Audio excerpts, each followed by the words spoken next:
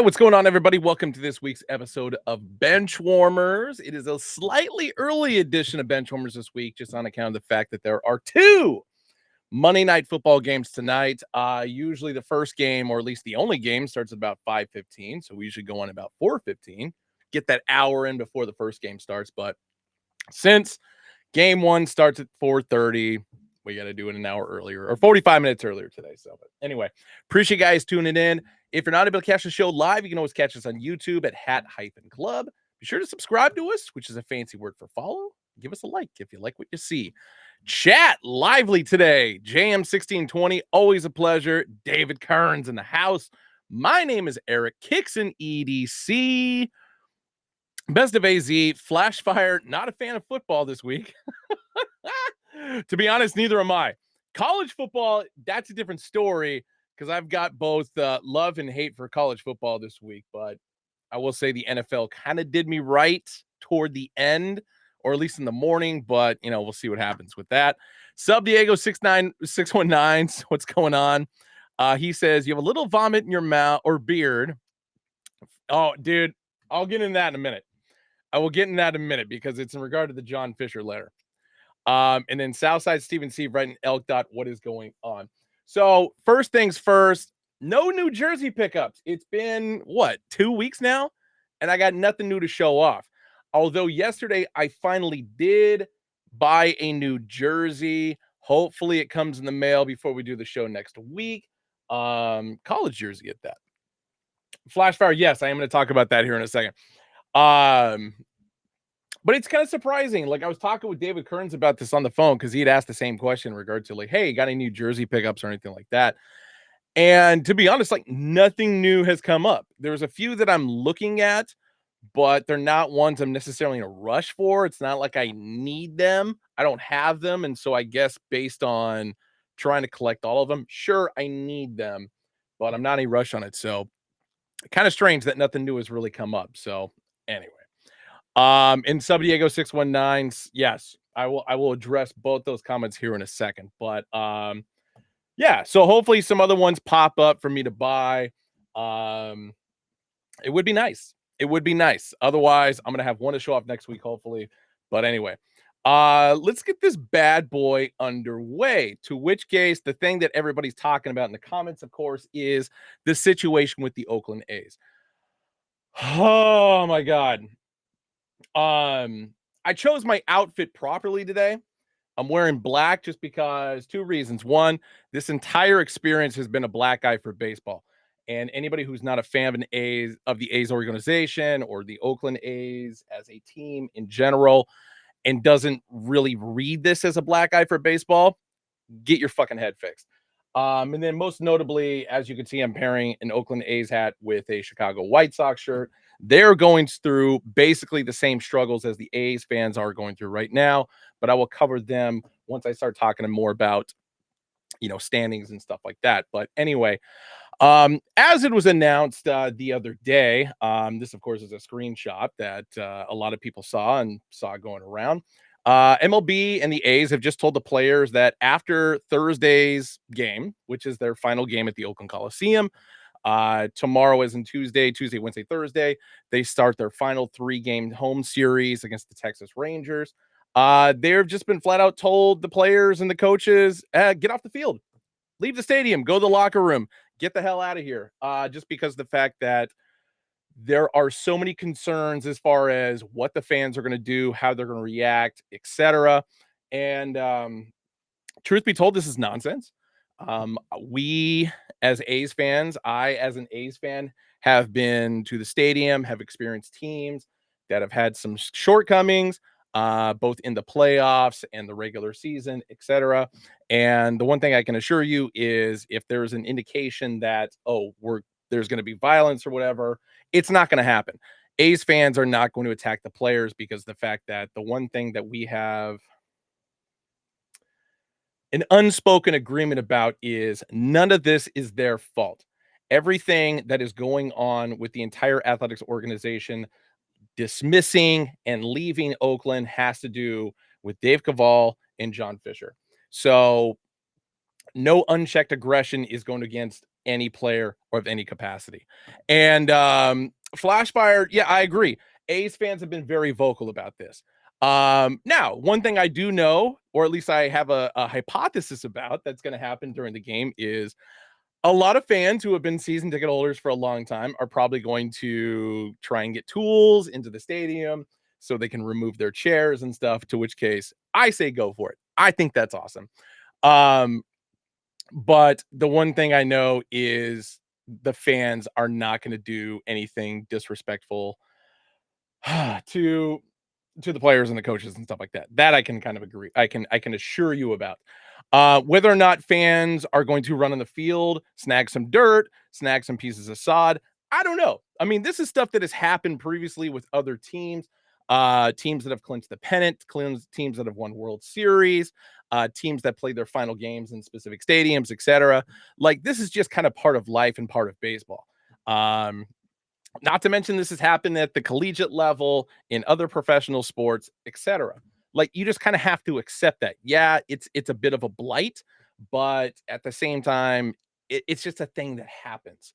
And, people will react in, seemingly uncharacteristic ways, but they want to keep a piece of their history, a piece of their home, and most notably a piece of their childhood and fan experience. And so I say, for any of those people that are going to do that, do it. Be calm, be polite about it. Do not be rude, do not get in fights, etc. Just be a human being about it. The other thing that came out today is, of course, John Fisher's half-assed approach at, apologizing or making peace with the Oakland fan base.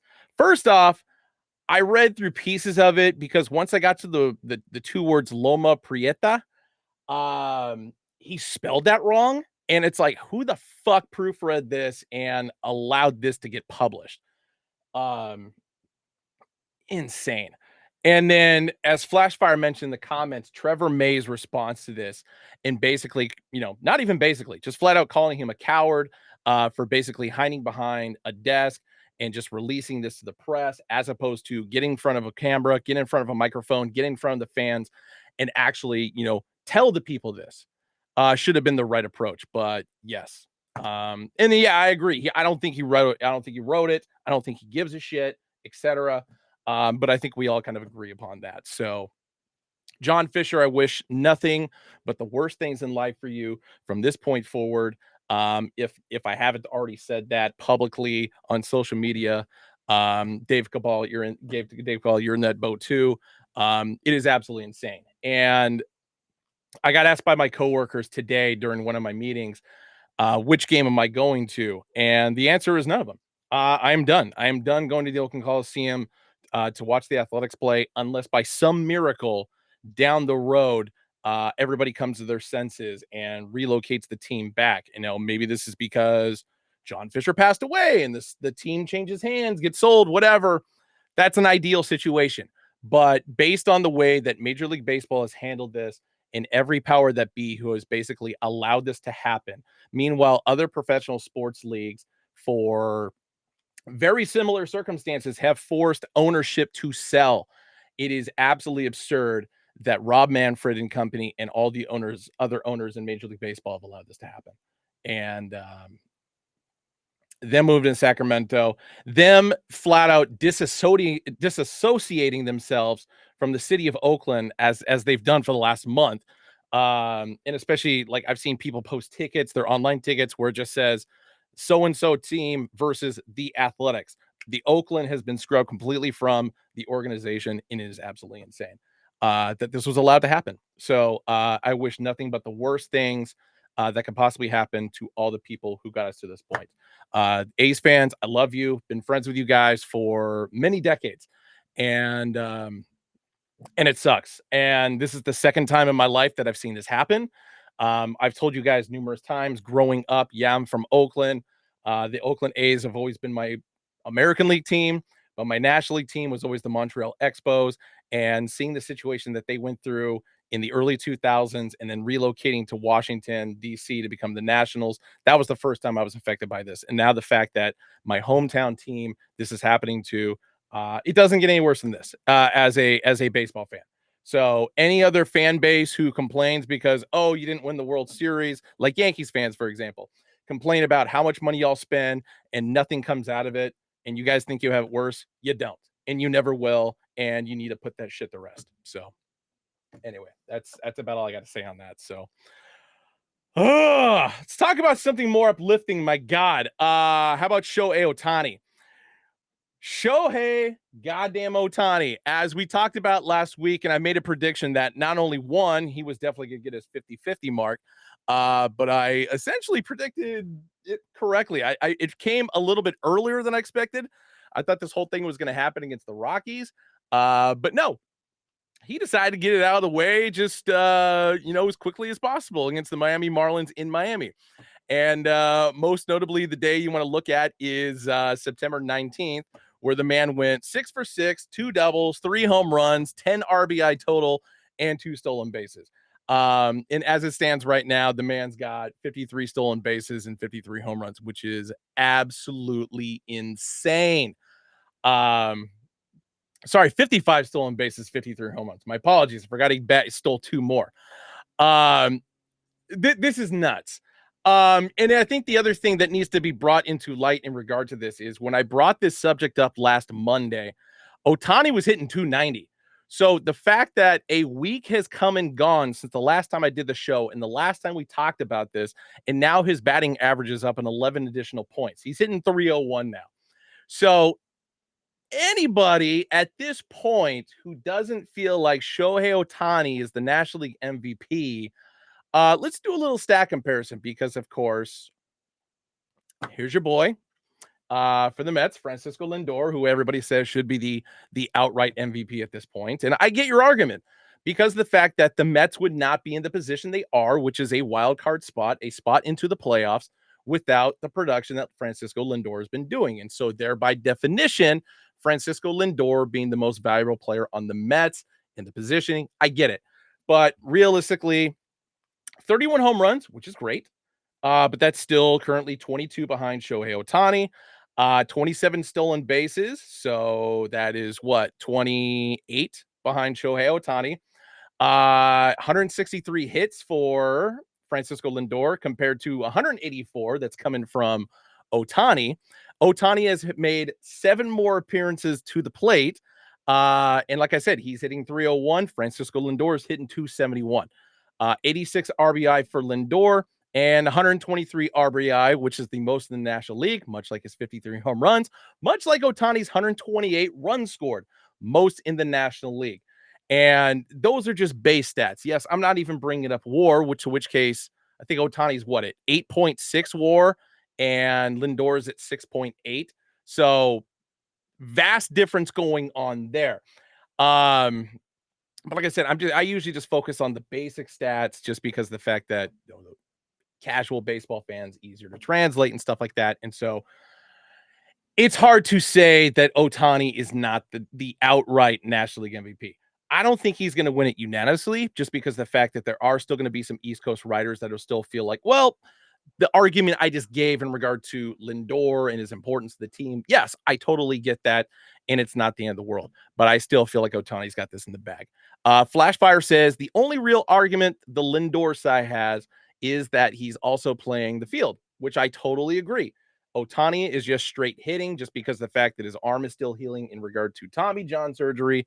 Might be another year or so before he's back on the mound pitching, to which case, obviously, if he was out there every 5th day, throwing fireballs like he did with the Angels, yes, we wouldn't be even having this argument. He would just be the outright MVP, even putting up mediocre pitching stats, which, to be honest, he has really yet to do. And then Flashfire goes on to say, and that's pretty flimsy. Ohtani would also be pitching if he hadn't been recovering from last year's injury. Correct. Best of AZ says, wish San Diego would jump them in the standings so maybe they could play each other in the wild card. I will be talking about that in a little bit. So anyway, that's about it for the Ohtani Lindor discussion. I think the more important thing we need to talk about is Jose Ramirez. And I know Aaron Judge is more than likely going to win the American League MVP for the same reason that Ohtani is. Power numbers and home runs and RBI and hits and stuff are absolutely insane and well above the pace of anybody else. However, I don't feel like we've given enough credit to Jose Ramirez and what he's done for the Cleveland Guardians. Stephen Vogt, of course. I believe in Stephen Vogt, Oakland A. Um, More than likely going to be American League Manager of the Year, which would be awesome. Just because the fact that Cleveland is, I think, a win away, or if they have not already locked up a playoff spot right now. Actually, no. They won the division already. My apologies. They won the division already. So first year manager, Stephen Vogt, got it in the bag. But this is an important thing to look at is Jose Ramirez's stats. Yeah, he's hitting 274, but he's got 40 stolen bases. He's also got 37 home runs. So as much as we've been talking about Ohtani being a 50-50 guy, Jose Ramirez has gotten little to no discussion in regard to being this damn close to being a 40-40 guy. A mark that was just a,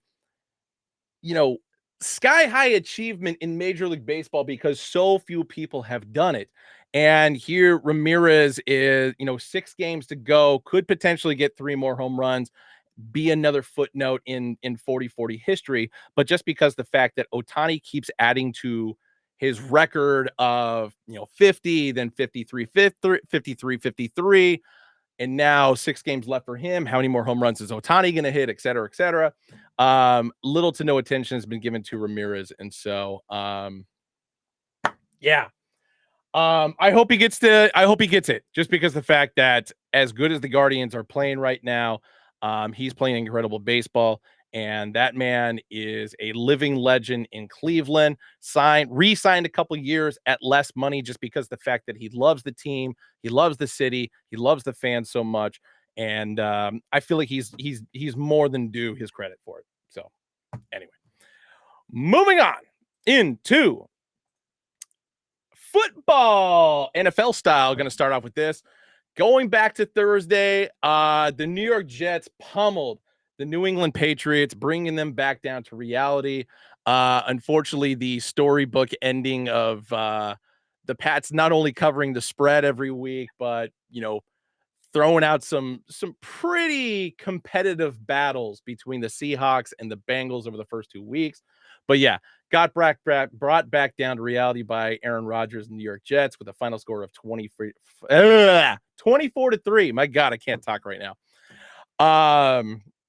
I didn't watch any bit of this game. I just kept checking the score just on account of the fact that my Pick'ems league and, of course, fantasy football going on for Hack Club. And I was not happy with what I saw just because the fact that I think I took the Pats plus 7.5. So once it kind of got into double digit gap between the Jets and the Pats, I just stopped focusing on it. Blah, blah, blah, whatever. But going into Sunday's games, oh shit. This game, as David Kearns knows, took me through the goddamn ringer. New York Giants over the Cleveland Browns 21-15. And I mean, it's not the same. Like, Daniel Jones had a decent game, 24 for 34, 236 yards, 2 touchdowns. Singletary, obviously 65 yards on the ground and a touchdown himself on 16 carries. But my God, the Giants just kept quickly going through their offense and not killing clock. And it was driving me nuts, especially in the last 6 minutes of the game. And especially considering the fact that I had no way of watching this. So I'm just relying upon David Kearns giving me updates via text and then waiting for Google to update everything and just seeing the ball continuously go back into the hands of the Cleveland Browns. And I'm just like, fuck. The one thing I will note, and it's like I was ready for this game to be over 11 seconds in just because of the fact the Giants fumbled, Browns recovered, and scored a touchdown immediately on the first play. So it was 7-0 Browns, obviously, but then the Giants got their shit together, offense, defense, in the second and third quarters, obviously, to get out to a 21-7 lead, which was incredible. And kind of mentally, I was coasting at that point because I was also focused on what was going on with the Vikings, what was going on with the Packers, etc. But I'll talk about that toward the end of the show. And so the Giants just letting Cleveland hang around, score a touchdown, get a 2-point conversion to get to 15 points, drove me nuts. But thank God, Singletary taking a play out of some former players who have just gone off to a massive run, decided not to score a touchdown, take a knee at the 1 yard line, go into the 2-minute warning, and just basically kneel the ball out because Cleveland was at a timeout. I hated it just because it's like, put more points on the board. Let's spread this out. Yeah, if they score another touchdown again, whatever, they're going to run out of time because they have no timeouts. But it was a smart play overall. And so thank you, New York Giants, for getting this win. My God. Don't ever put me through the stresses of that ever again. New Orleans Saints, Mike, they had so many chances. I mean, this is a moment, as my wife likes to say, where stealing defeat from the jaws of victory, because the Saints had this game fucking wrapped up, except for the fact that they could not cover Dallas Goedert. More specifically, they just decided not to. Every play, with the exception of anytime Goddard got a screen pass, yeah, they locked him up on that. But as soon as Goddard took down the field, no help from the secondary, no help from the safeties, no help from Tyrann Mathieu, linebackers, etc. That man could run and catch the ball and continue to run at his own free will. It was insane. It's the only reason why the Eagles won this game. Yes, Saquon Barkley had 2 touchdowns on 147 yards rushing, but it was really the 170 yards receiving from Goddard, which pushed them down the field every single time. Not to mention the numerous times the Saints kept going for it on 4th down when they were in prime position to kick a field goal. Take the fucking points, guys. Jesus. So Philly wins 15-12. Yeah, glad I didn't bet on this game. But this one I did. Minnesota Vikings 34, Houston Texans 7. I told you guys last week this was going to happen. At least the Vikings winning. I didn't think it was going to be by this much. But Sam fucking Darnold, looking like a goddamn MVP this year. 181 yards passing, 4 touchdowns. Why not?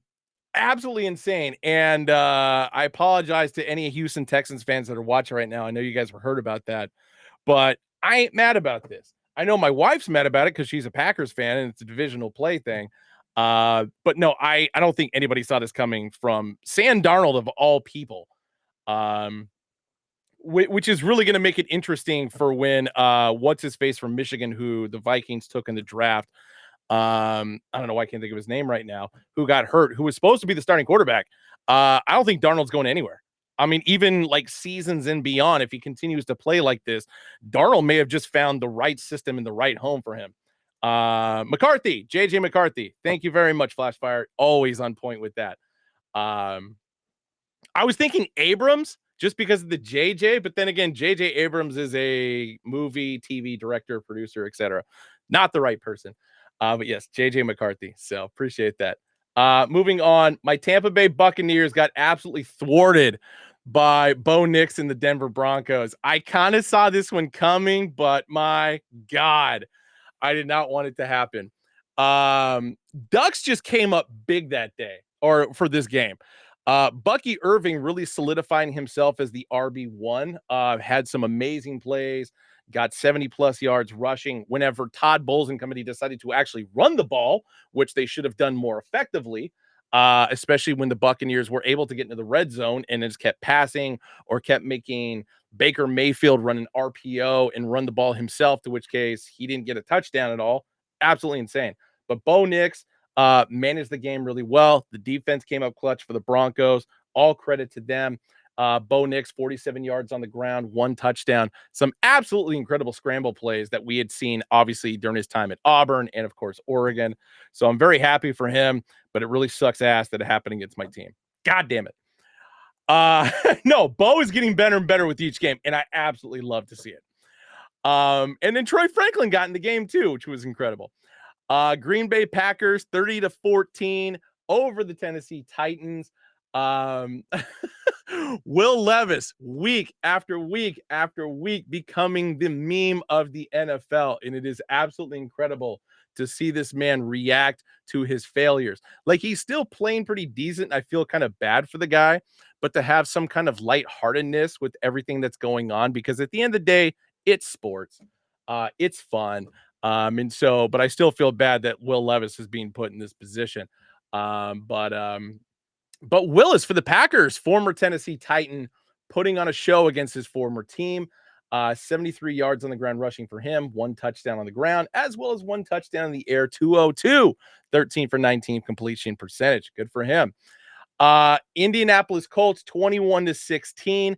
Caleb Williams, decent game. Finally got Rome Odunze and Kelvin Kmet involved in the offense. Both of them had great games in the air, a couple touchdowns as well. But the interceptions that Caleb Williams keeps throwing, bit of an issue. And the Colts just kind of hung into there. So 21-16 final score. And if you didn't see it, Seth freaking Rollins, WWE Seth freaking Rollins, diehard, lifelong Chicago Bears fan, fell out of the stands. I know it was a bit of a ploy and a gimmick and stuff like that, but still pretty funny to see how much he loves that team and how much the Bears' successes and failures really affect his life. So it's incredible. Steelers, no surprise here, 20-10 over the LA Chargers. Of course, the big turning point in this game was when Justin Herbert went out at the end of the first half, jacked up his ankle once again. So Taylor Heineke had to come in to finish things out, but Steeler defense playing strong. Justin Fields continuing to prove every single game. May not even need to see Russell Wilson at any point in time during the season. You never know. But 3-0 start for the Steelers. Absolutely incredible. Going to move on. Seahawks 24-3. No surprise here. Tua obviously being out. Geno, not the best of games, but DK Metcalf had himself a great game. And the Seahawks defense, of course, coming up big. This was interesting. Andy Dalton getting the start over just Andy getting the start over. Oh my God. I don't know why I can't think of his name right now. I was just on such a good run there. And then for whatever reason, Bryce, God damn it. Help me, crowd. Bryce Young, thank you. God. Bryce Young getting benched in favor of Andy Dalton for the Carolina Panthers going into the first home game for the Las Vegas Raiders for this season. Andy Dalton, MVP numbers himself, 26 for 37, 319 yards in the air, 3 touchdowns. Incredible.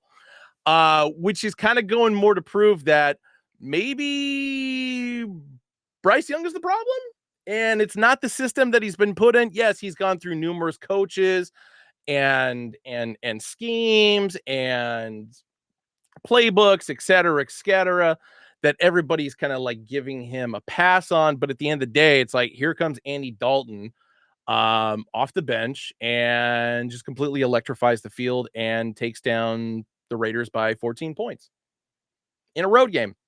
So we'll see what happens for the next game for them. Like if Andy Dalton continues to play like this, then it's just like, hey, Bryce Young might have been the issue.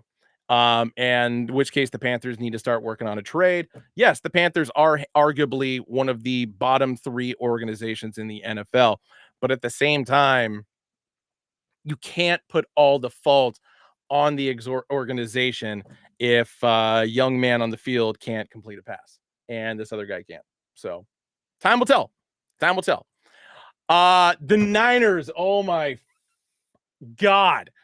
What in God's name happened? This was the only afternoon game I was able to watch. And Flash says we can just skip this one. No, we can't. I have so many issues with this game, most notably the secondary for the 49ers, which needs to be improved.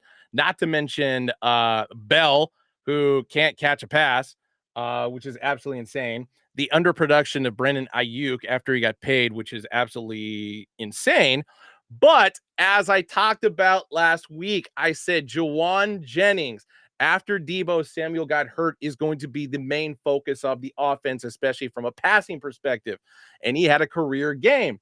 175 yards catching or receiving, and 3 touchdowns. Brock Purdy, 3 touchdowns in the air, all went to Juwan Jennings. But most notably, the Rams come back at the very end of the game, kick a field goal to win it. Absolutely insane. The crazier part is the fact that the Niners still almost won it with a lateral play at the end, to which case, if that last lateral connected, that would have been to the house. Like, the Niners should have won this game, but for whatever reason, that final lateral went a little bit behind. Like, it got into Ayuk's hands, but there was somebody else ahead of him. I can't remember who it was. But if he would have made that last connecting lateral, he had just nothing but daylight in front of him. For life of me, I can't think of who that was. Yeah, special teams definitely screwed up in regard to what the Niners did and stuff like that. But my God, that was a hard pill to swallow, because I definitely took the Niners -6.5. So crap. This game sucked.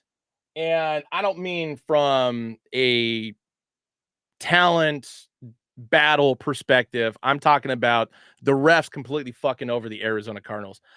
Detroit Lions, of course, 20-13 was the final score. The only play that is actually worth mentioning for this game, I, of course, took a screenshot for, and that is this, where at the end of the first half, Detroit snapped the ball, and as you can see, 2:01 on the clock, and as I circled, there's the ball out of the center's hands on his way to Jared Goff, and Jared proceeded to throw an interception to this gentleman right here on the Arizona Cardinals, and then he ran in for a touchdown. But the referees ended up blowing it dead, saying it was the 2-minute warning and blah, blah, blah, and absolutely screwed the Arizona Cardinals out of a game-tying touchdown. So, yeah. That. But hey, congrats to the Lions on the win. It's BS, but it should have gone on longer. Anyway, Baltimore Ravens barely escaping an absolute collapse 2 weeks in a row, this time to the Dallas Cowboys. Cowboys got within 3, but then Lamar Jackson took the game over at the end, got that final first down after the Cowboys had run out of timeouts, and sealed the deal for the 3-point win. Derrick Henry, great game for him, 151 yards on the ground, 2 touchdowns. Shout out to his diet, to which case he only eats an avocado or a banana before any practice or game, which I feel like is absolutely insane. No fried foods, basically no meats and whatever. There's whole details about this on social media if you ever feel like looking into it. For as big as a dude as he is, it's absolutely insane the things that he's not putting into his body.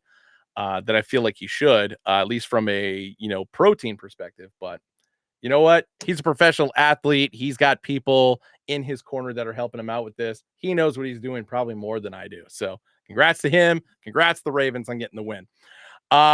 This game, another one, just absolute heartbreaker. It was a Sunday night game. Kansas City Chiefs take down the Atlanta Falcons. I probably should have gotten a screen share in regard to the defensive pass interference that should have been called against the Chiefs and put the Falcons on the 1. And I was pissed about it. But then there's the reality of 2 different times the Falcons went for it on 4th down. The first time they should have kicked a field goal, much of the same sense the Saints did, or should have done numerous times. But best of AZ, that's the play I was going to refer to. The final 4th and inches where the Falcons decided to go for it on a run play. Now, Chris Collinsworth and Mike Tirico were talking about doing a possible quarterback sneak, but because of Kirk Cousins' Achilles injury, they didn't want to risk it. Well, as I mentioned on Twitter, you got Michael fucking Penix sitting on the bench doing nothing right now. And that dude was a pretty solid runner in college. Why not put his ass in for one play? Like, the Saints do this all the time with Taysom Hill. Yes, Taysom Hill is out right now, and that completely kind of screwed up their offensive plans in regard to what they should have done or could have done against the Eagles. But you have Penix doing absolutely nothing. You took him in the first round, which was a complete waste in most people's eyes, but at least put him to good use and get that extra yard to get a first down to put you guys in another prime position, at least more downs to throw it in the end zone and win the goddamn game. Or better yet, you guys were close enough to the goal line. I mean, we're still talking within 15, 20 yards. Fucking throw the ball in the goddamn end zone. They're lined up for a run play. Surprise them. Have somebody who's a receiver bank around to left or right and whatever, and just make a break for the end zone.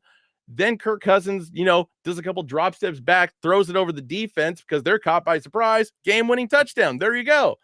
I'm not saying I'm kind of any kind of defensive, offensive, or, football genius, but fuck, man, that probably could have worked.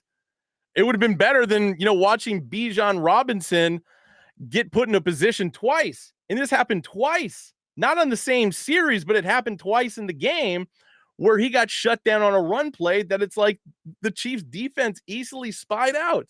Like, what are we doing here? Oh my God. But hey, we got 2 more games tonight. Blah, blah, blah. Oh my God. On to college football. I feel like the show is going to go more than an hour because I know I got a lot more stuff to talk about here. Friday night college football, I always found kind of blasphemous, but this is the first year where it's like I'm actually getting behind it just from a gambling perspective. Because it's nice to start off, a parlay with, a win or 2 in hand and then finish it off on a Saturday, or at least, try to make some money before like the giant slate of games happens on a Saturday. And this is one that I was eyeballing for a while. And the fact that both teams went into this game undefeated just made it even better. But I was blown away by the fact that Illinois was a massive, and I'm talking massive underdog against Nebraska. So which case it's like, okay, cool. You want to give me free money? I will take it. And that is exactly what happened. Yes, the game went to overtime. Yes, Illinois kind of got some favorable calls down the stretch, but so what? If you bet on it, then you were in good shape. If you're a Nebraska fan, sorry about that. But 31-24 in overtime was the final score. Illinois over Nebraska, to which case Illinois' defense stepped up in that bit of overtime when Nebraska had a chance. I mean, sacked the shit out of their quarterback, which pushed them back, way back. And it was glorious to watch. So appreciate it, guys. And then waking up early morning for this game, which was another part of a parlay or 2 parlays I put together. James Madison putting the absolute hurt on North Carolina, 70-50, a goddamn basketball score worth of points. JMU, solid basketball run last year, and now all of a sudden, solid football run this year. Father of the Constitution University, as I like to call it. Good on you guys. I will be keeping an eye on you guys going forward. If you're ever underdogs again, I will definitely bet on you guys. Because this was a huge win for you guys. No surprise here. Running through the rest of the top 25. Ohio State over Marshall, 49-14. Clemson. A lot of people were thinking, oh, North Carolina State's going to upset Clemson. I was not one of those people. Clemson boat raced them. I mean, this game was over in the first quarter. 28-0 after 1, and the final score ended up being 59-35. Big deal. Clemson was going to win this game. No surprise here. Iowa State over Arkansas State, 52-7. Yeah, Arkansas State, kind of hung with Michigan the previous week, which is also why a lot of people felt like USC was going to take down Michigan this week, which we'll talk about in a minute. But Iowa State did not come to play. They came to beat some ass, and they did. 34-17, LSU over UCLA. This game was pretty solid until the end of the third quarter when UCLA just fell apart and let LSU take over. This was an interesting game to keep an eye on just because the fact that Oregon obviously had a bye week this last weekend. And now this weekend, they go to the Rose Bowl in Pasadena to play UCLA. So I needed to kind of see, like, okay, how is this game going to go? Obviously, Oregon took down Oregon State without any problem the previous week, but struggled against Boise State and Idaho. And I don't want Oregon to be in a troublesome situation with UCLA. But I still feel like Oregon's actually in a pretty good shape for this upcoming game. So anyway, Georgia Tech continuing their woes after a great start to the season. Louisville took them down 31-19. Sorry to Furry. I know it's your school. I apologize. Notre Dame whooped on Miami of Ohio 28-3. This was the game. Michigan, USC. I was debating on taking Michigan, but then the odds, they weren't that great. Like, Michigan was obviously the underdog in this game, but they were only going like plus 100, and that was like really closer to kickoff. And this game could have gone either way, which it did. I mean, it was close. USC probably should have won it, but some boneheaded plays allowed Michigan to slip back in and take it. So 27-24. Utah had this game wrapped up until the fourth quarter when Oklahoma State decided to finally start playing ball. Got it close, got it within 3, but Utah completely controlled this game until like the last 6 minutes of the game. 22-19 final score, Utah over Oklahoma State. Fuck. I didn't want to get to, I was worried about getting this game. Vanderbilt versus at the time number 7 Missouri, but Missouri getting the Oregon treatment by, yes, they won, but they got penalized for it big time because they were number 7 and they got dropped down to number 11. This was part of a massive parlay that some of you saw on social media. I'm going to show you before the show is over. This was the third leg, and I had taken Vanderbilt over Missouri. I had a feeling about Vanderbilt. I don't know why. Just this whole weekend just smelled of underdogs are going to dominate, and a lot did. But this was one that should have ended with Vanderbilt winning. I'll put it that way. Especially in like as soon as the first overtime, especially because Vanderbilt just touchdown. Defense fell apart once Missouri got the ball, and then Missouri, was able to kick a field goal. I thought they were going to be able to, Vanderbilt was going to be able to score a touchdown and win the game. Didn't happen. But instead, they get a field goal opportunity to tie from about 27 yards out. No problem. And I'm talking about 27 yards for the kick, not 27-yard line. They were at like the 12, and so you have to do the math. 10 yards for the field or for the goal uprights being pushed back. Couple yards for the kick to set up, blah, blah, blah. But no, wide left, and Missouri wins the game. I was furious, absolutely furious, because that was the third leg of a massive parlay, like I said. And then at the time, I had South Florida as well, who obviously just got destroyed by Miami, 50-15. But at the time when that game-tying field goal was kicked, South Florida was only down by like 2 or 3 points. I think it was 14-12, to be honest. So they were only down by 2 at the time. That screwed everything else up for the rest of the day. So because then, Miami just all of a sudden started turning it on because at that point, Ben's future financially was ruined by Vanderbilt. And at this point, this gambler, the betting god, decided, all right, cool, South Florida, you're not going to hang and bang with this one anymore. And so blowout. 50-15. Oh my God. And then also this one. This was the fifth leg of my parlay.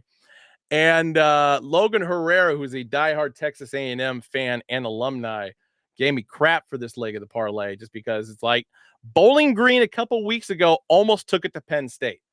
And so it's like, all right, they were going plus 1,000. So, of course, I'm going to add them to this ridiculous parlay.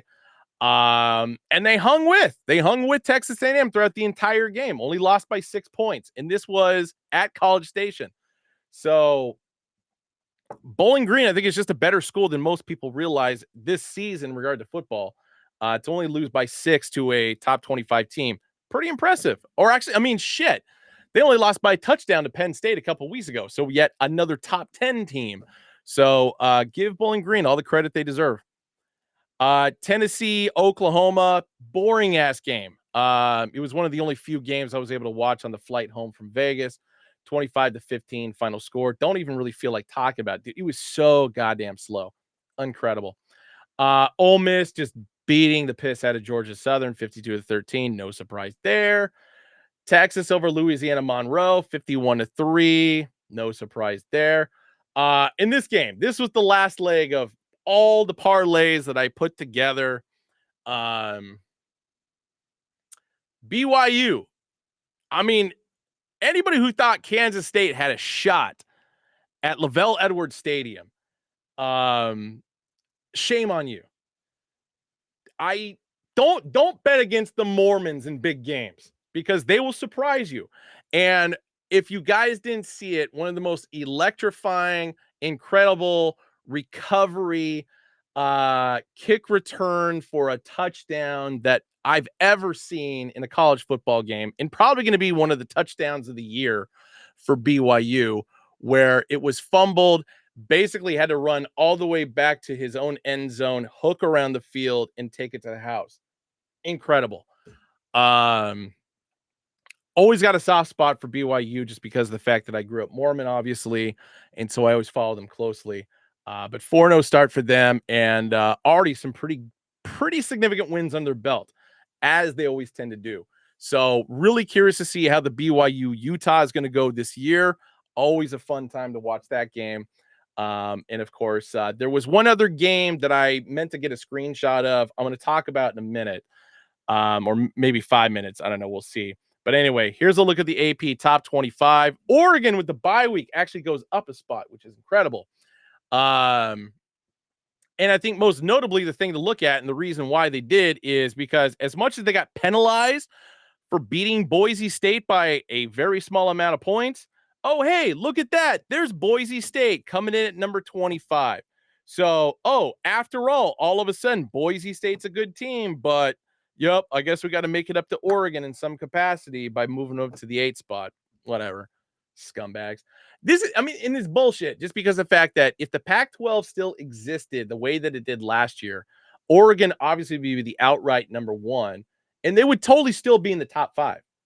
I mean, the fact that it's Georgia, Bama, Tennessee, Ole Miss, 4 SEC teams in the top 6, and then because of the fact that Oregon got shifted over to the Big Ten, and yeah, I forgot about Texas. Forgot Texas in the SEC. So you got an extra spot there.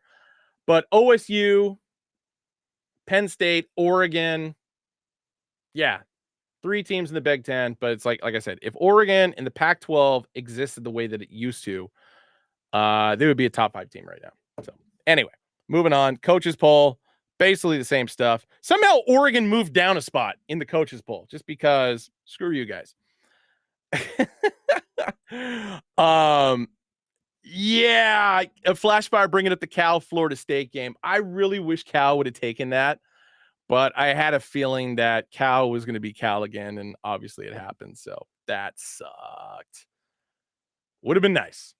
WNBA, Portland getting a WNBA team back. I am super stoked about this. Question mark as far as what the team name is going to be, but I feel like the fan base in Portland unanimously, perhaps, maybe they want to go to different now, but I still feel like strongly it's going to be the Portland Fire, bringing that team back. This, of course, is on the heels of Golden State getting a WNBA team next year. That is the Valkyries. And 2 years from now, we're going to get Toronto getting a team. So the continued expansion of the WNBA, love to see it. Definitely need to see more teams. At least it'll make the playoffs a bit more competitive, especially considering like who gets in, who doesn't, because as of right now, yeah, there is a line. You know, you have to finish a certain spot in the standings, like every other sports league, whatever.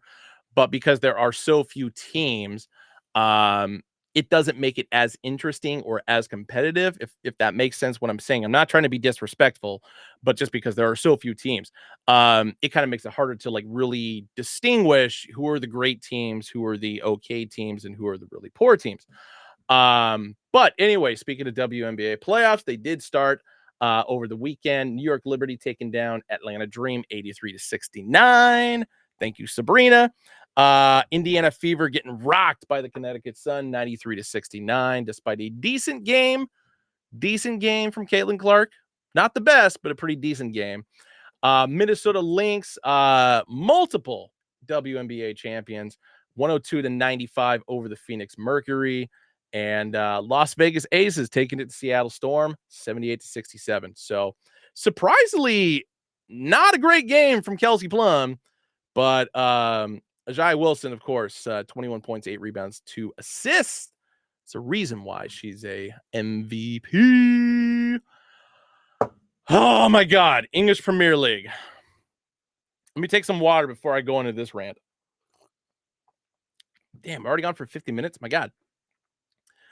Chelsea, big win over West Ham, 3-0. Thank you to Cole Palmer. Thank you to Nicholas Jackson for getting the job done. This was the early game and part of a 4-leg parlay that I put together that I'm going to show you guys here in a little bit, that I had no problem with.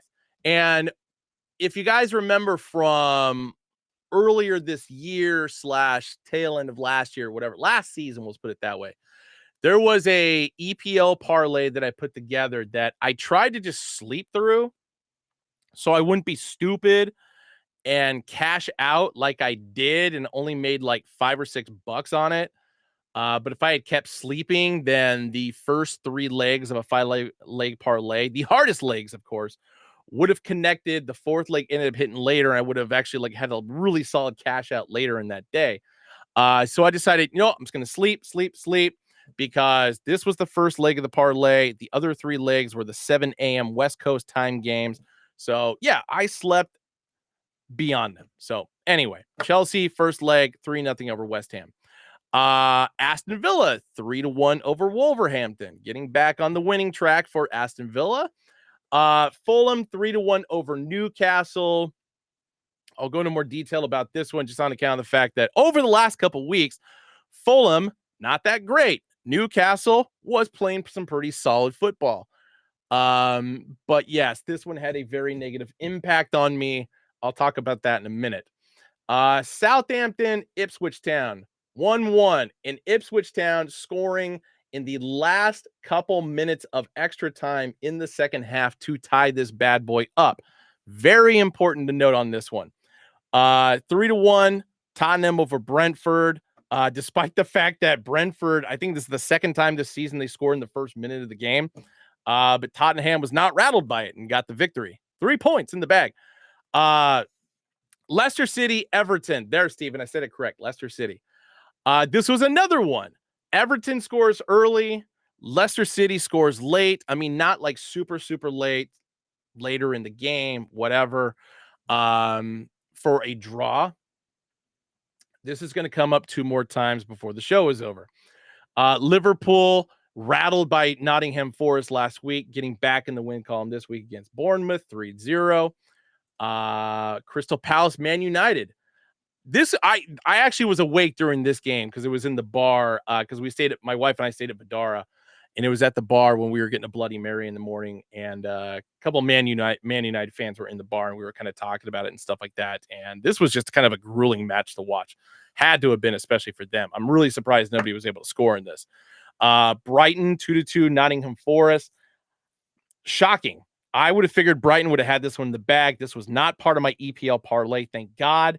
But Nottingham Forest apparently is a lot better, and especially even with their miraculous win over Liverpool last week. Awesome. But definitely playing a lot better than they have the last couple seasons. Good for them. And then this fucking game.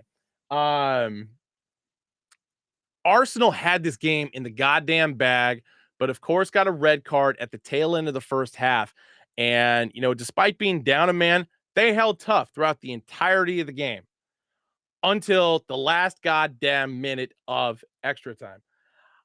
And then, because John Stones put it in. I personally hate it when English national team players for Man City, because there's a lot of them, score game-winning or game-tying goals for Man City, because I absolutely hate Man City.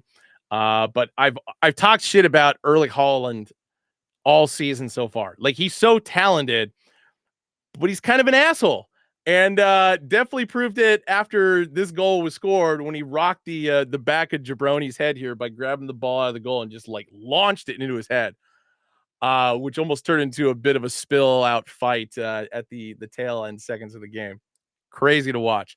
But yeah, Arsenal, Man City, of course, getting a draw out of that one. So look at the table real quick. Man City, Liverpool, Aston Villa, Arsenal, top 4. But hey, here comes Chelsea. Here comes Chelsea, baby. Love to see it. Yeah, stayed at Vidara. I'd never stayed there before. So Angie and I, my wife, are trying to stay at every single MGM property we can. Obviously, she does not want to stay at Luxor or Excalibur. I personally have no problem with it. I stayed at Excalibur like a couple weeks ago. Fine. It was fine. But she has no intention of ever staying there. So I had to get Vidara knocked off the list. But anyway, And of course, they'll look at the bottom half of the table. Everton, Southampton, Wolverhampton are the bottom three right now. Only 1 point each. No wins for them. So MLB standings as we're going into the final 6 games of the season. There is a mathematic possibility that the Mariners could still win the division, although I doubt it's going to happen.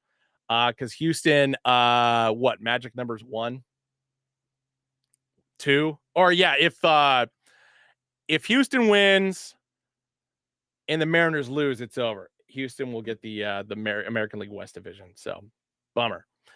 5 games separate the two of them. Yankees locked up a playoff spot, but same scenario. Mathematically, the Orioles can still by some miracle win the division, but 1 win by the Yankees or 1 loss by the Orioles, and that ain't happening. And I highly doubt the Yankees are going to go 0-6, and the Orioles are going to go 6-0 over the next 6 games. Especially looking at that, 8-2 in the last 10 for the Yankees, 3-7 for the Orioles. My God, you guys picked a terrible time to get terrible. Cleveland Guardians locking up the AL Central, 7.5 game lead over the Tigers and Royals, and the Twins continue to fall. Oh my God, the Tigers out of nowhere coming back just because the Royals, the Twins had the worst fucking last 2 weeks of baseball. I'm actually not mad about it. Good for AJ Hinch and the Tigers in this situation. It completely screws up the way I predicted the standings because it was looking great throughout the entirety of the season, much like the AL West. But nope, not the case. Bummer. But then over National League side, yes, the Phillies, same scenario as the Mariners Astros. 5 game lead over the Mets because the Mets have jumped out to a 2 game lead on the Braves. Oh, this is insane. But the Phillies at least are going to be in the postseason. It's not a done deal that they have the division right now. So we'll see what the next couple games will do with that. Brewers locked up their division, 9 game lead over the Cubs. Cubs, of course, eliminated yesterday. Pat Murphy, shout out to you. Should be National League Manager of the Year. I feel like Steve Wright, you're going to agree with that. The Cubs were stupid. They decided to overpay for Craig Counsell and take him away from Milwaukee. And who would have thought the Brewers already had a better option over Craig Counsell just waiting in the wings with Pat Murphy. So good for them. Good for the Brewers. I really hope they get to the World Series of any team in the National League, with the exception of maybe the Padres. So National League Championship Series, if it's somehow Brewers and Padres, I am stoked. That is the best case scenario. Diamondbacks, you already won one in 01. This just goes with my plan to see every team win a World Series in my lifetime. So just let me have it. Let me have it.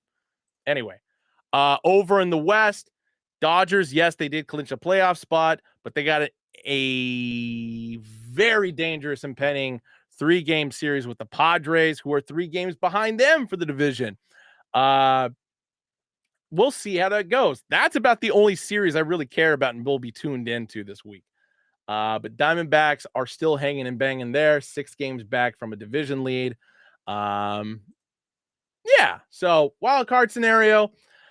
A week ago, this looked way different. Orioles are going to lock up a playoff spot. Let's be real. They're probably going to end up with the number 1 wild card spot. But hey, here came the Tigers, tied with the Kansas City Royals right now for that 2nd and 3rd spot. Mariners and Twins still hanging. So really curious to see how the next 6 games go for that positioning. Much in the same sense in the National League. Padres with the 1 spot, followed by the Diamondbacks, followed by the Mets. Fucking Mets. Coming out of nowhere. Sweep against the wow. Best of AZ says D-backs need a giant sweep and Mets or sweep against the Giants and a Mets to take 2 out of 3 from the Braves to lock in a spot. My God, dude. That's crazy. And then Sub Diego 619 says, hopefully this regular season ends like 96. Sweep LA in LA to win the division. Chris Gwynn winning hit vibes. Sorry.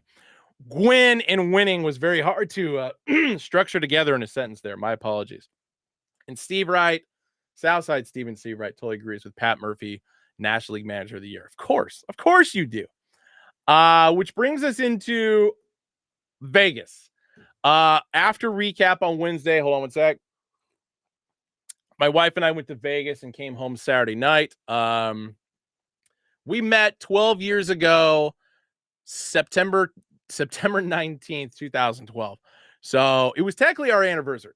Like, yeah, we got married August 13th, 2 years ago, but technically it's our anniversary, September 19th. So we decided to go to Vegas. If you guys saw this on social media, or at least for my Instagram account, this was the absolutely insane parlay I put together. $3 could have got me $328,000. $10 could have got me over $1 million if this hit.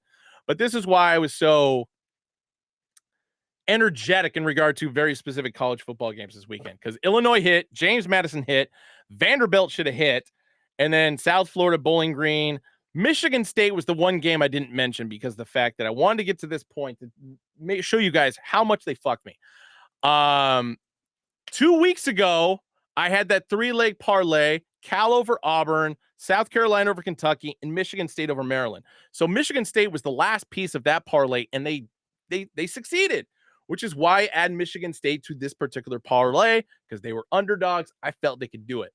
Not the case. And the reason why this is more important for me to talk about Michigan State, yeah, most of this parlay blew up after Vanderbilt lost, but so what? Oh, hold on. I'll come back to this one. But it was because of this. I put a 4-leg parlay together as well. Illinois, James Madison, Michigan State, BYU. Michigan State had a 19-16 lead with 2 minutes left to go in the game, and they blew it. Not only did they give up a touchdown to Boston College with about 1:28 left on the clock, Childs, the quarterback for Michigan State, threw a pick in the end zone. That's what sealed the deal there. So, oh my God, $700 out of this one would have been spectacular at $5, because I did the same thing again as a 3-leg parlay. And it's like, if I had just done Illinois, James Madison, BYU, I would have been a winner on this one. And it probably actually would have paid a hell of a lot more than this 162 between Illinois, Michigan State, BYU. God damn it. But going back to this one, this is where the EPL bet I put together was. Chelsea was the first leg. Then I had Leicester City, Everton as a draw. Then I had Southampton, Ipswich Town as a draw, to which case, like I said, Ipswich Town, 95th minute, extra time to get that one done, but then Newcastle blew it for me. Over the last month, Newcastle had been absolutely dominant and Fulham had been just garbage. So I don't know why Newcastle and Fulham decided to, have a Freaky Friday moment and change places and totally screw me on this bet, but they did. They totally did. But this one hit at least. 3-leg parlay before I got on my flight to go back home. Giants, Vikings, Packers, all underdogs for the morning games. $7. It's all I had left on my MGM account. Got me 112. So at least for whenever the next time I go to Vegas is, going in a winner, baby. Going in a winner. This will be the last thing I talk about before Ben's bets. If you've never had a Bloody Mary as the sun is setting, I highly recommend it. To which case, the bartender at Circa, when my wife and I did this on our anniversary, it's hands down one of the greatest Bloody Marys I've ever had in my life. And I'll be dead honest, like, I never really drank Bloody Marys. Like, I'd have a couple sips of whoever was, my wife was having one. That was all I wanted. But for whatever reason, as I continue to get older, and my wife and I talk about this in regard to, taste buds changing as you get older and you start to appreciate shit a little bit more. Over the last couple weeks, and especially from our last trip to Chicago, I had a Bloody Mary there, and for whatever reason, and it's not an alcohol thing, it's the spice, the pepper, and the tomato juice. That's all I want. If it has alcohol in it, I don't care. That's not what I'm craving. I'm just craving the taste of a good Bloody Mary. And I've had some pretty solid ones over the last couple of weeks. And so I might just be a converted Bloody Mary guy for the rest of my life. To which case, yep, there's the one we had at Vidara early in the morning. It's a little bit thinner. I'll give you a close up on this one. Look how thick that bad boy is. I mean, it was amazing. Great spice on that one. So very impressed with the bartender on that one. So anyway, Sub Diego says we tend to outgrow Goldschlager. I've never had Goldschlager. I'm not joking. Um, One thing my wife did do over the weekend, I'm going to air her out on this one. We were at Golden Nugget playing Let It Ride. To which case, one of the best Let It Ride dealers we've ever had. Shout out to Carlos at Golden Nugget, because it was one of the few times my wife and I like basically would win every single hand. And best of AZ, I totally agree. It's all in the mix of the Bloody Mary mix for a good Bloody Mary. And like I said, I don't need the vodka in it, whatever. I just need a solid Bloody Mary mix and we're good to go. Steven says, dude turns 40 and wants a spicy V8. Yes. My wife at the Let It Ride table at Golden Nugget, because they didn't have any seltzers, decided to get a fucking Smirnoff Ice. And I didn't hear her order it. So needless to say, when the waitress came back with it and handed it to her, if I could get her on the show, but she's at work right now, the look on my face, I know, is spectacular, because I was like, what the fuck are you doing here? Tone Cruz. And of course I say that line as soon as you come in here. What up, brother? Yeah, apparently still have Smirnoff Ice. I had no idea it still existed. So incredible. But anyway, there's a whole reason why I'm bringing this Bloody Mary thing into play here. And it has to do with, for whatever reason, I am marking this as the beginning of the greatest 24 hours of gambling that I have ever experienced in my life. I'm good, dude. You came at a good time. We're at the tail end of the show, but you're at a good time for a good story. So this was at Circa, and my wife and I, kind of made our way back to, or sorry. This was not Circa. This was Vidara. This was Circa. Made our way back to, slowly made our way back to El Cortez, because we ended up staying there that night. And the first night that we were there, like, I got up a pretty decent amount, just because I went on a great run at blackjack and went on a great run at Let It Ride. So this was the night that my wife got a Smirnoff Ice and whatever. So this was Wednesday night. So now we're into Thursday, our actual anniversary. And, I was kind of getting slugged around the tables as we, progressively made our way back to El Cortez, which was great for my wife because she ended up winning. So it was just kind of like a total role reversal. And then we ended up playing craps kind of late at night. I mean, we're talking like after midnight, we're playing craps.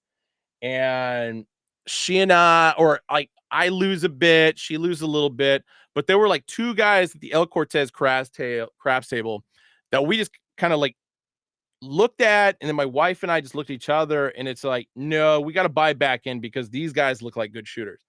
And sure enough, they were, because my wife and I were both able to get all of our money back that we had lost previously and go up anywhere between like 275 and 350 because of these two guys. So shout out to y'all. But then my wife had taken a nap before this point in time. And so I was like running on fumes, whatever. She was like wide awake because she was rested.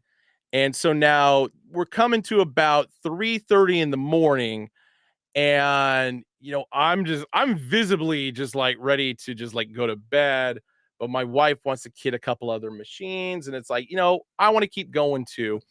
Granted, like I said, this is like Friday morning now, Friday, 4 in the morning.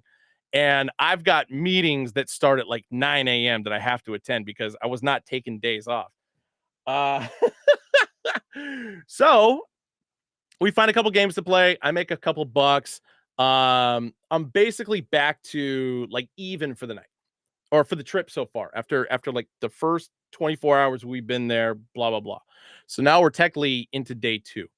And there's a woman who comes up to us while we're sitting at a slot machine and asks me and my wife, like, hey, can I get $2 to take the bus? And my wife didn't hear, but I heard, and it's just like, yeah, I'll take care of it. Because it's like, yeah, and somebody asked for something very specific like that, it's like, I know, okay, no BS here. Anyway, but it's also kind of weird to ask somebody for money at a casino. I'm not gonna deny that, but anyway. So I had a ticket to cash out, so I go over to cash it out, and then in the process of that, she asks, "Hey, I know I asked for 2, but can you make it 5? That way I can get an all-day pass. And it's like, you know what? That's a reasonable request. Yes, I was getting a 5 back from my cash out. I gave her a $5 bill. Boom. So wife and I are walking back towards all the table games because we're like kind of at the far end of El Cortez. And we end up playing like Huff and even more Puff, whatever the newest updated version of this game is, because there's like so many versions of Huff and Puff on the market. So we sit down on one of those and I go through about 30, 35 bucks on this game. Don't get a single bonus. And then it's like, you know what? Screw this. I can't play this anymore. So then I move over a couple spots. No. Flashfire. The lady I gave the money to like left right after that. So I don't know what she did with the money. Hopefully it was for an all-day bus pass because that's what she asked for. That'd be cool. So my wife continues to feed money into the Huff and even more Puff. And a couple spots down is a small bank of Huff and more Puff. So the second version of this game, the more popular version of this game, I would say. And I got 3 spins into the game and I hit a bonus. And it was the buzzsaw bonus. And as you can see, my bet is not BS. 75 cents per spin, which is like the lowest that you can spin on this. And I got the buzzsaw, the 3 buzzsaws, which then give you the wheel spin, which is this. And I landed on the mansion feature, which is like the mansion feature, which is like the best thing you can get. And then I'll go into more detail about even more Puff you, Steven, the next time we have a phone call. So I get the mansion feature, in which case I call my wife over. I'm like, babe, check this out. And I was expecting, okay, I'll get a few mansions, whatever. I'll get like a decent bonus out of this. No, filled the entire fucking thing up. So every space is filled. And in theory, it puts you in a better position for the grand, which is $33,284. But of course, knowing the way that it usually goes, because I mean, occasionally you'll get coins instead of dollar amounts, whatever. I figure because it's a 75-cent bet, I'm going to get a bunch of minis for $10, maybe a minor for $50, whatever. Cool. So this happened. Yeah, I get a shitload of dollar amounts, as you can see, 750, 750, 1500, 1875, 1125, whatever. I get 2 coins. One's a mini for $10, and the other is the goddamn major for 1,400 and let's see, what was the amount again? $1,471. Holy fucking shit. So now I got a hand pay. So like I said, this was 4:00 in the morning on Friday at El Cortez, and yeah, that's the first bit of it. Plus all the other additional money as I hit. So the hand pay was 1,650. So later in the day, because after my meetings and after my work stuff and whatever, my wife and I end up at New York, because we're staying at Vidara. So now we're on the Strip, hitting MGM spots because we had, rack up some more points, whatever. I played this game called Best Buy. It was a lightning link. And I get a bonus and bam, I hit the major. The major was $605. Plus, 50 cents, $5, $2, 50 cents, all these other things. So there was that. And then a few spins later on the same game, I hit all these amounts. $10 mini bonus, $750. Oh, there's a $25, $25, $750, a $10. So, yep, here's another $106.50. And then over at MGM Grand, there's this game called Cherry's Jubilee that the top prize is whatever the dollar amount is on this. So in this case, it was, whatever I said, it was $1,001.68. And the only way to do it is you have to, it's $3 a spin, but you have to get these 3 Cherry's Jubilee symbols to be able to hit this dollar amount. Well, I put $100 in, and on the second to very last spin, I fucking hit the Cherry's Jubilee bonus. Oh my God. So yeah, in the span of basically less than 24 hours, I won $3,000 between 3 different machines. And I know my wife was happy and she loves me, but I could tell behind her eyes that she was so fucking pissed. Because it's like, yeah, it just kept happening to me. Like for life of me and love of me, I want her to get the same experience because the fact that, I mean, she's hemorrhaged a hell of a lot more money at gambling than I have.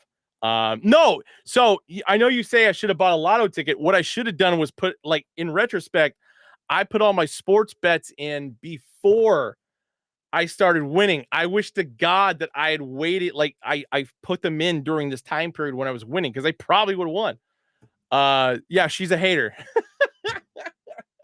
So, oh my God. Yeah, I will never go. I will never, more than likely never go on a run like this ever again. Absolutely crazy that it happened. Insane. So anyway, going to Ben's bets for this last week. You know, I'll take the loss on the Braves Dodgers from Monday, considering the fact that all these other ones that I hit were so much more significant. Like my lock of the week, Illinois versus Nebraska, nailed it. Leicester City versus Everton is a draw, nailed it. Vikings over the Texans, nailed it. I can accept the Braves versus Dodgers loss. So which makes it interesting for this week. Obviously the Monday Night Football started, so Commanders versus Bengals. I'm only playing it safe. I'm going to say the Commanders will cover the 0.75 against the Bengals tonight. I've got the Mariners over the Astros tonight as well. I would love to see this happen. Mariners 6-game winning streak, Astros 6-game losing streak, switch spots. I doubt it's going to happen, but if it can start tonight, that would be awesome. I've got Brentford over West Ham this weekend, money line plus 130. And then, yeah, I'm riding on Illinois once again this weekend. Illinois over Penn State.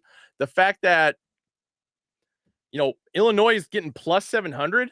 Like, damn, I wish I was going back to Vegas this weekend because that is incredible amount of money to be made on that one. So anyway, I know it went a little bit longer than I was expecting. I kind of had a feeling I was, but I appreciate you guys tuning in and bearing with me on this one. So, absolutely insane.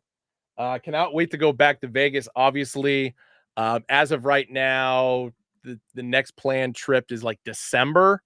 So unless I can squeak another trip in between then, we'll see. But anyway, as always, guys, appreciate you tuning in. I'm not going to talk about that anymore, Steven. The last thing I want to do is hit and then talk about it, and then somebody from the FBI or FBI or oh my God. I was about to say DEA, but no, this is not a drug-related issue. Oh my God. I'll stick with the FBI. If somebody from the FBI is watching, then they got me hook, line, and sinker. So I will no longer be doing that, or at least talking about it publicly. But yeah, I may have to give a call to my buddy Deuce on this one. So anyway, as always, guys, take it easy, and if you don't, take it sleazy. See you tomorrow for Flip the Script. It was an Oregon bye week, so at least now I can get ahead of the Oregon actual schedule. Yeah, we'll see what happens. Tone Cruz, go Broncos to you. Best of AZ. Snakes alive, baby. See you guys tomorrow. Take care.